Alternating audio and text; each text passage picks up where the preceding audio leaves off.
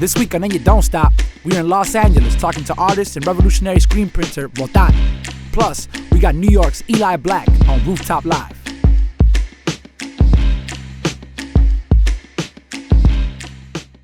Peace, y'all. So we coming at y'all from the garage. You feel me? Y'all know how we do. We always, part of And You Don't Stop is showing the world all the amazing friends that we got and the ill things that they do. So this is my brother, Votan. You know what I'm saying? We went on tour to Germany in 2011 and been fam since.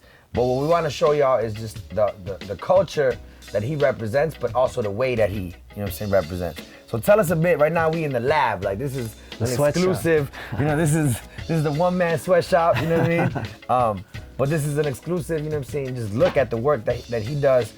So tell us a bit about what you do. You know what I'm saying? I've been rocking the shirt. You know what I mean? You have a new version. It looks like. You gotta catch up. Yeah. So tell me a bit about the business that you got going and what led to you. You know what I mean? Like the meaning behind it.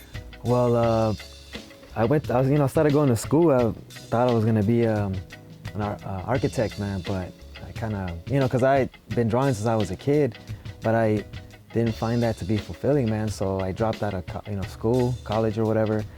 Then I just started doing art, man. And then one thing led to another. I got interested in like printing T-shirts since I was in high school and stuff like that. So I picked it back up, and I started to just do events, festivals and stuff like that. We opened up a shop, and next thing you know, man, like there was just more demand for what we were doing, So that's what got me to just do this to the level that I'm doing it now, So. And your designs, you know what I mean? And that's what I think the strength, you know what I'm saying, from my perspective, your designs are all over. Like I feel like I knew designs. Remember I showed you that design that I was gonna get as a tat. Oh yeah. But I was like, before I even knew that was your artwork, I was already up on it. So like your designs are like all over, you know what I'm saying, the country. But tell us a bit about like what's the thought process that you put, you know what I'm saying, into each design. Like for example, right here you have, the warrior, which I think is kind of one of my favorite, you know what I mean, of the designs that you got. What's behind like the messages that you're putting into the, because they're not just regular T-shirts. Yeah, I mean, a lot of it has to do with just experiences, man. Like reading, having conversations, going to places, visiting, people that are relatives or descendants of these tribes, these relatives that are on the shirts and stuff like that. And most of them, like that's how it's happened, like where I've learned so much about the history of the people of, where these images, these images and their tribes and stuff like that. And I've been to these places, so then I feel even a deeper connection to it, And even some of the messages that are on the back of the shirts, there's a lot of quotes. It's gathered information from just experiences, from learning, from dialoguing, from traveling. Right, so what you're doing basically, like I love it, like the whole name, you know what I'm saying, Insurgents. Yeah. You know what I mean? Like, tell me about that. Tell me why Insurgents, you know what I'm saying, out of all the names that you could have, you know what I'm saying? Yeah, like, well, I mean, I grew up, man, honestly being influenced by my older brother who like was affiliated to the Communist Party and stuff like that, And I got exposed to a lot of revolutionaries, like the Black Panthers, like the American Indian movement and stuff like that. So through that, there was like a reflection, man, of those experiences of what they went through then and then what we're going through today. And, I also went to Mexico. I went all over Mexico, man. I went to all the sacred sites, all the pyramids and stuff like that. And during that time, I heard about the Zapatistas, and they were the first people who I heard use the term insurgentes, which to me was like, damn, well, I've never heard that word, So I've heard revolutionary, rebel, and all that stuff, but then insurgentes just seemed like something that was not so common. But then in Mexico, there's a Colonia Insurgentes, Avenida Insurgentes, so the word is popular. So I know from building with you that, you're from El Salvador, right? You have a strong connection to your Indígena roots. Yeah. Tell me a bit about that, and obviously, the artwork that you have, resembles very much that connection. You know what I'm saying? Tell me a bit about that. Well, growing up, my mom used to take us to this, I guess it was kind of like a, not so much a church, but it was mixed. They'd mix a lot of the old school Christianity, Buddhism, and indigenous culture all together. And basically it made a lot of sense, And just going there as a kid, I hated it. It was boring, but then even though you think you're not paying attention, but you are, Like as I got older, like I started to understand life a lot better because of that. Like I was able to make the connections of things that they always spoke about, you know, like simple things like how history has, continuously changed, basically, like the connection to the stars and stuff like that.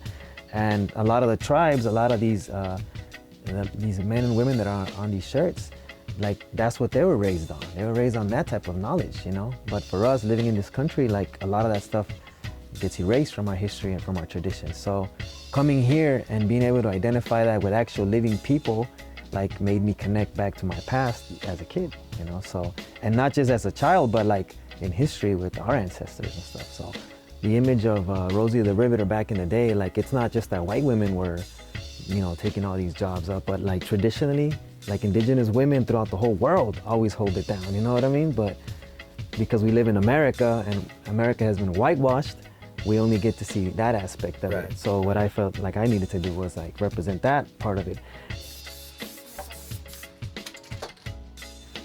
I started thinking about it and how like everybody defines us except for ourselves, you know, in society, in history books and stuff. So in order for us to understand who we are, we first need to like acknowledge ourselves as who we are, who we want to be, you know? And history has been told by everybody else but us as indigenous people. So I just felt like we got to recognize ourselves amongst ourselves, and we don't, you know? Like people have all these like facades or names or images or roles they have to play. But in the end, we go back to just being human. That's what it comes down to, like recognizing another human being, you know? Yeah, Eli Black, the brother from another planet. Some know me as the amazing freestyler, some know me as an amazing songwriter. Either way, I'm just an overall musician. I rock with a band called Sibling. You can check us out. Right now we're recording an album, going to the studio now, doing shows around town and all of that, you know, regular band stuff, trying to take it further. My band actually asked me to join them. I think it was pretty dope because it's such a different aspect of the music from just rocking with a DJ or rocking with your phone plugged into the turntables or whatever.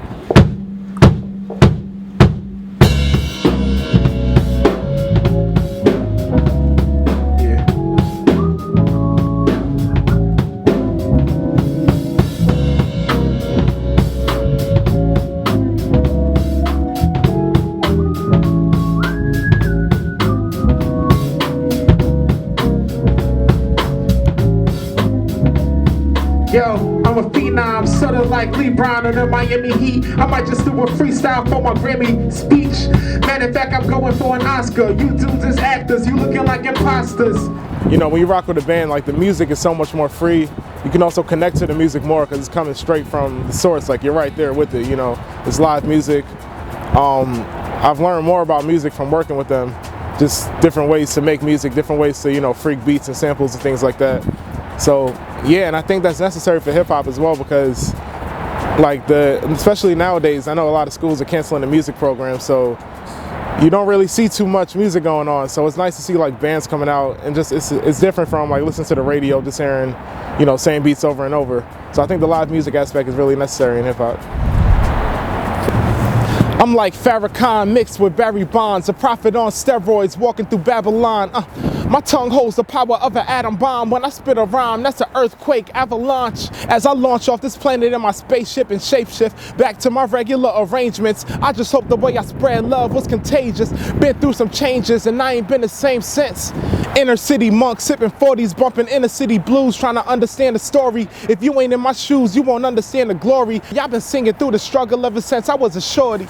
From Bed-Stuy, Biggie to Left Rack, Nori. I'm trying to see more towns than Barry Gordy. I'm trying to win more crowns than Robert Ory, dreaming like Elijah Wan when my light is on. Yeah.